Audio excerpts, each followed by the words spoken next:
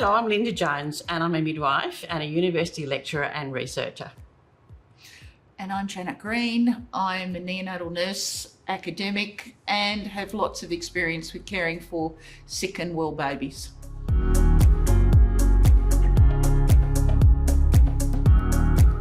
First of all, it's important to remember that breastfeeding is the gold standard, that it's species specific and it's available readily for the woman, and it's important for her own health and also the health of her baby. It's important for us to remember and to tell health professionals that it's not for every woman. So not every woman, for whatever reason, doesn't want to, can't breastfeed. So it's really important for healthcare professionals to support women in that decision making and not to be judgmental, remembering it's the woman's experience and what the woman and she wants to do with her baby and her family. And that's, you know, that non-judgmental and being empathetic and caring and supportive is really important. It's also important that every woman's feeding journey is supported. So we need to try as much as we can for breastfeeding, but as you say, there are women for it doesn't actually work, and so any alternative needs to be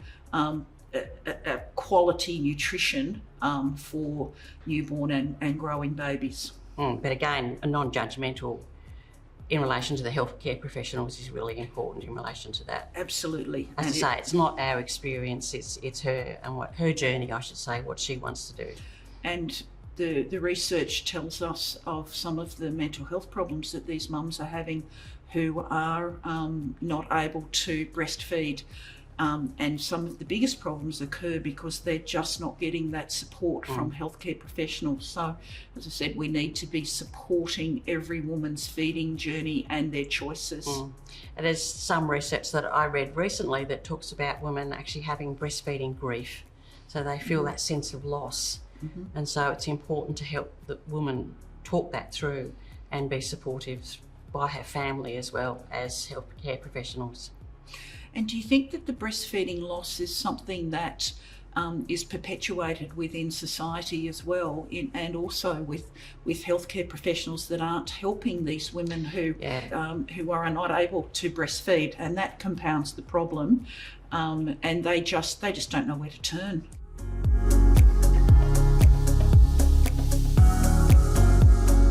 So there's a whole heap of factors that we need to consider that influences a woman's decision to breastfeed. So the things like family, the support she's got, previous breastfeeding experience, so those sorts of initial decisions. And then there are other things that happen along the way. So her birth experience, so what kind of labour and birth she had. So if she had an instrumental, she might feel less inclined, and also caesarean section may also influence her decision to breastfeed.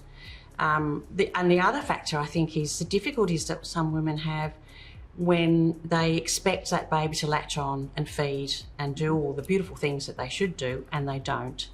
So again, it's about healthcare professionals giving women space. I always talk about to the woman that she and her baby have L plates on, so they're both learning about how to breastfeed, and I think that's an important thing that we need to emphasise for women, to give them that space and that support. But I also think that in a way women are set up for failure because they're led to believe that this magical process of mother and baby coming together, but that's not necessarily the reality for some women. The other thing is you've spoken about some of the things in relation to the mother, but premature babies, sick babies. There are a whole lot of reasons, other reasons, even sort of sickness in the mother, for example. You know, contextually in our current economic situation, one of the reasons, the biggest reasons, has to do with women having to go back to work, and that economic climate that we live in, that they just can't afford to have that mothering time and go back to work. So it's really important that we support that. Yeah, because it's such a complex thing. I agree. And we also need to tell mums we need to stop getting society to making them feel guilty, because these mums are doing the best that they can. I'm at the stage where I actually think that health professionals have a duty of care to actually help these mums, because we know about the mental health issues, we know about the breastfeeding grief, we know about a whole lot of those issues, and the guilt that they feel. We should be supporting every mother's journey, every mother and baby, to have the best, because what do we want? We want good health outcomes. The biggest growth industry in health is perinatal mental health and child and adolescent mental health. So if you've got as much as breastfeeding is the absolute gold standard, if you have got a mother with a healthy mental health, she is going to have a baby with a healthy mental health, and the kid will thrive. Societal pressure, and sometimes it's the mother or the mother-in-law that says, you know, I breastfeed, or even the midwife said, I breastfed my baby. Easy, you know, you can breastfeed your baby. So that knocking of her confidence and her self-efficacy can then have long-term effects on the mother and, as you say, on her baby and the relationship she has with her baby. And that relationship is fundamental for whether or not the child thrives. So we know we don't want to do anything that is going to diminish that attachment between mother and baby. You know, this is really important for health professionals to get behind and support mums, so that the mother and baby as a unit can absolutely thrive. And that can also happen if the woman decides to formula feed as well. And that's an important thing. We need to give the woman, couple, parents, clear information, the evidence base, the pros and cons, if you like, for them to make a decision that we support and don't make judgments about the decision they make. You've hit on a really important point about the constant judgment that these mums are getting from everyone. Society, walking down the street, their own family, their friends.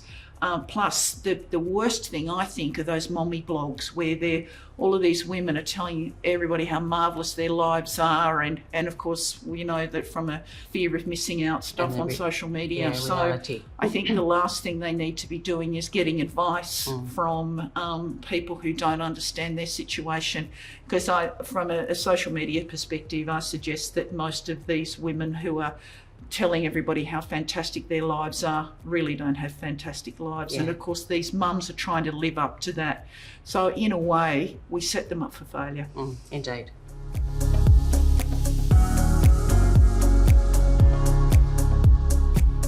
So in terms of practical tips, I think that it's important that we look at responsive feeding. Now, in the past, there were situations where these babies were often overfed, but we now know a lot more about feeding cues, when babies are actually ready to feed or when they're full and they don't want any more. And we need to actually teach mums how to actually read the cues of their babies. And so the other things are things like sterilising bottles and teats up until 1 year of age, because the infant immune system is basically still evolving, and so we don't want to challenge it too much. Yeah, and I think the important thing is that the infant doesn't have to have all the milk in the bottle. That's right. Yeah, so as you said, reading those cues and being aware of when the infant is full rather than overfeeding it. And the other part is making sure they read the label properly to make sure, and going through that with them, and the preparation of the formula, and as you say, the sterilisation. But all of that consistent information given to them so that they understand, no conflicting information, and making it, clear and maybe doing that, where you watch that, you show them and then they do. I can't remember what that's called. It's called the teach back. Yeah, teach back. I couldn't remember what it was. I knew there was a back in there somewhere. Yes. So that they get the support to know how to do that.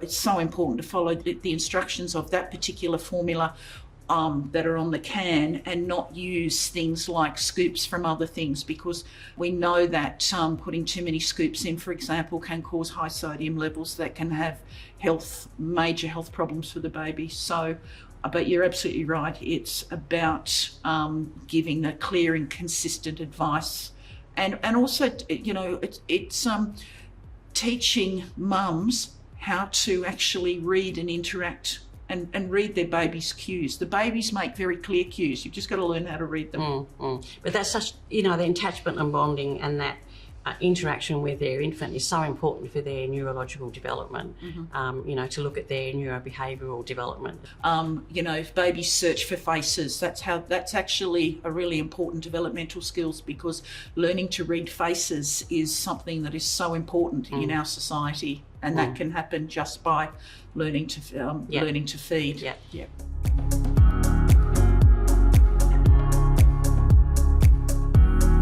It certainly has a huge impact, in as much that not only are we looking for quality nutrition, we're looking for a formula that is as close to breast milk as possible. What's really important is the understanding that what the choices that are made in terms of infant nutrition can impact this child for the rest of their lives. And so we look at the evidence. We look at the evidence in relation to breast milk. We look at the evidence in relation to formulas and the outcomes that they're getting and how close they are actually to breast milk. We're looking at quality ingredients. We're looking at all of the things that actually sustain a newborn, in terms of, we want brain development, we want eye development, growth, motor skills, the whole thing. So, but what we are truly looking for is in terms of the formula, we're looking at the best outcomes as close to breast milk as we can get. And it's the role of the health professional to provide the evidence and the information to the woman and her family, for them to make a decision about it and support them in that choice again. Absolutely, it absolutely is. And as I said, the decisions that are made in this early stage can impact this little person for the rest of their life.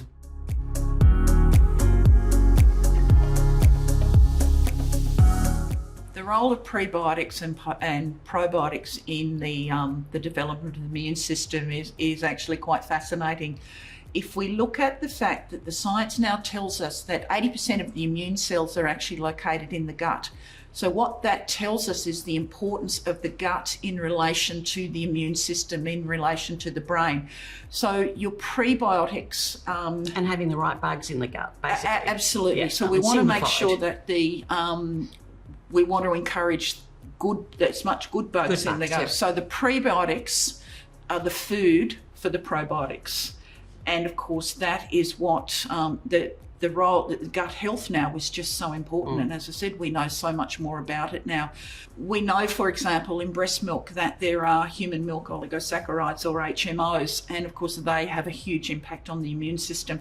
So this leads into the fact that for an infant formula, we absolutely would want prebiotics and probiotics, because of that positive impact that it has on the developing immune system, the developing central nervous system. The gut, So, and the science is very clear. It tells us that is, and I find it fascinating that, as I said, 80% of the immune system cells are in the gut.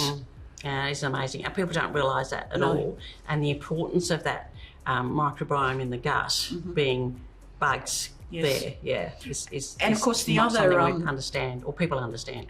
Well, know about. It's important that when parents are making nutrition decisions, because it's not just about this particular time of life. It's also about the decisions that are made in terms of nutrition for the rest of the life.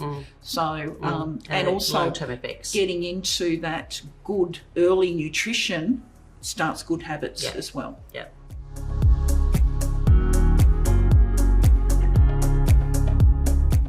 In relation to what formula parents should choose, you've already said about the significance of the fact that it should be close to breast milk, because that's the gold standard, as we say. So what are the important factors that they need to look for? We would be looking at the nutrients that actually enhance the immune system. We would be looking for growth and development. So certainly omega-3 DHA for brain development. We'd be looking at prebiotics. We'd be looking at probiotics. I certainly would suggest as close to breast milk as possible. But we also need to think about the family situation, their feeding goals, those kinds of things. So it's not enough just to recommend a formula, but what we're trying to do too is that we want to empower parents with the information so that when they go searching, they're looking for these quality ingredients. Yeah. Yeah, no, that's a good point to make. And again, it's about giving them clear information, the evidence base, without judgment, and support through that process. Yeah, and also being readily available for, if they've got questions, follow-up questions, so that they can be answered for them as well. I think in terms of you've said that it's got to be linked in with the breastfeeding research. I think you'll find that the better quality formulas are the ones that have the most appropriate nutrition that is based on those on the science of those studies. Yeah, indeed. Yeah.